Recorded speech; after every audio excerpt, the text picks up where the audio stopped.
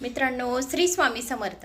तर मित्रांनो, खाली जी लिंक दिलेली आहे तर त्या लिंकवर क्लिक करा। तेथे दुर्गा सप्तशतीचे अध्याय 1 ते 13 आलेले आहेत। नवरात्री सुरू आहे, तर कुलदेवीच्या आपल्यावर आशीर्वाद हवा असेल तर आपण 1 ते 13 अध्याय ऐकायचे। याच्याने आपल्या मुलांची सुद्धा प्रगती होते, पतीला दीर्घ आयुष्य प्राप्त होतं, त्याशिवाय घरात बरकती सुद्धा असते। तर जर आपण नवरात्रीत दररोज जर ऐकले, अर्ध्या तासात शालिनी भक्तिसागरवर दुर्गा महात्मे फक्त अर्ध्या तासात आहेत। तुम्ही सर्च करा शालिनी भक्तिसागर दुर्गा महात्मे 1 ते 13 अध्याय, मराठीत छान शुद्ध भाषेत आहे। तर तुम्ही ते श्रवण केल्याने आपल्या मुलांवर आई भगवती अंबा मातेचा आशीर्वाद प्राप्त होईल। तर श्री पंचमी, लक्ष्मी पंचमी सोमवारी आहे, तर त्या दिवशी आपली कुलदेवीची ओटी भरून घ्यावी। कुलदेवीची ओटी कशी भरावी?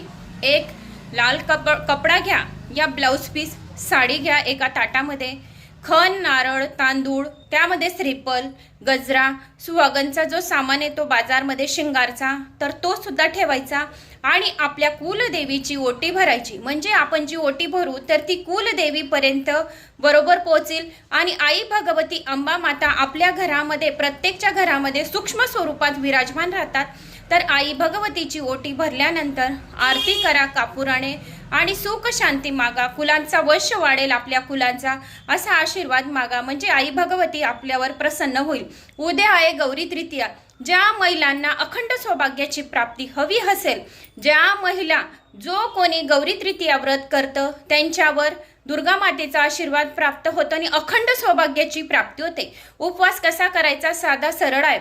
सकाळी आंघोळ वगैरे झाल्यानंतर आई भगवतीचं नामस्मरण करत राहायचं। दुर्गा माताय नमः, दुर्गा माताय नमः, ओम गौरीयै नमः या मंत्राचा जप करावा। दुपारी दूध फलार घ्यावे।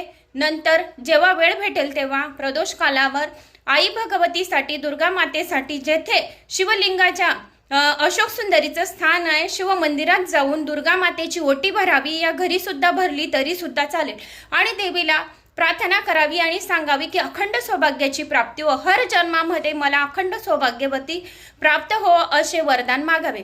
ज्या महिला विधवा असतील त्यांनी सुद्धा हे व्रत केले तरी सुद्धा चालेल, म्हणजे कोणताही पुढचा जन्म भेटो तेथे मला अखंड सौभाग्याची प्राप्ती हो, असे दुर्गा मातेला प्रार्थना करायची आहे।